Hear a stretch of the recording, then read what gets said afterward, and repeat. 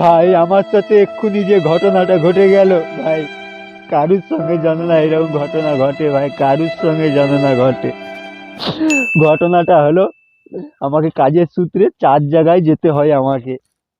আমি যে কাজটা করি, আমি চারিদিকে পোস্টারে লিখে আসি আর কি, আর আমার ফোন নাম্বারটা দিয়ে আসি, লিখে আসি পায়খানা পরিষ্কার। এখন ঘটনাটা হলো কি, আজকের আমার শ্বশুর বাড়ির পাশেই ডিউটিটা পড়েছে। এই জন্য ঠিক করলাম যে শ্বশুর বাড়িতে আজকে দুপুরেই খাওয়া দাওয়া সেরে বিকেলেই বাড়ি ফিরবো। তাই কি করলাম, ওখানে কাজটা তাড়াতাড়ি করে সেরে নিলাম, নিয়ে শ্বশুর বাড়ি চলে গেলাম।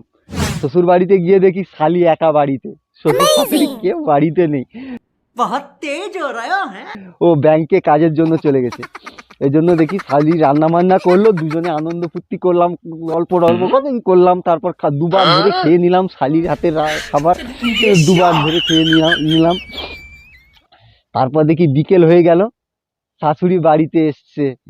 শাশুড়ি বাড়িতে এসে আমাকে দেখে তো বলে, বাবা তুমি কখন এসেছো? আমি বলি, মা আমি তো সকালে 11টার দিকে এসেছি মা। বলে বলে, আচ্ছা ঠিক আছে, তোমাকে খাবার দাবার করেছো তো? আমি বলি, হ্যাঁ মা আমাকে তো খাওয়া দাওয়া করেছি, আর দুবার করে খাইয়েছে, আর দুবার করে খাইয়েছে। खत्म। কি বলবো ভাই, কি বুঝলো কে জানে, পাড়ার লোকজন ডেকে এনে আমাকে কদমে মেরে মুখ টুক কালা করে দিয়েছে। मारो हमको जिंदा मत छोड़ो सालो। কোন রকম দৌড়ে পালিয়ে এসছি, এই ঝোপঝাড় বাঁশ বাগান বনের মধ্যে লুকিয়ে আছি।